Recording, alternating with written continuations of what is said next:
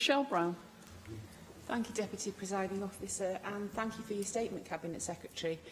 I think every member here is committed to seeing that children and young people in Wales receive an education which is inspiring, motivating and provides them with the skills they need to fulfil their potential, as you said in your statement. We have very different ideas about how that can be achieved, but I think everybody is approaching this from the same perspective. We want the best for all children and young people in Wales. I should firstly give credit where credit's due to the Cabinet Secretary for admitting that the Welsh Government is unable to provide reliable data on how many children are educated at home. To be fair, ascertaining those numbers of children who are being homeschooled is far from being a simple matter. You can't simply compare birth and death records, for instance, with school records, because families move around, obviously. And I welcome the measures the Cabinet Secretary has announced today to try and address this lack of information. As regards the proposal that independent schools be required to give certain information to local authorities, I wouldn't normally welcome something that might be seen as an intrusion by the state. However, on this occasion, I think the Cabinet Secretary doesn't really have anything else she can do, because I don't see how accurate data can be gathered by local authorities if they don't know which children are in independent education. I support the objective to ensure that children and young people who are being homeschooled receive a good, rounded education.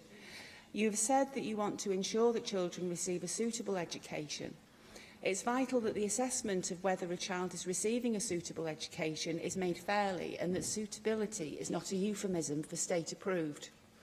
The essence of homeschooling for many parents is that the parent has the ability to decide curriculum and pace for their child.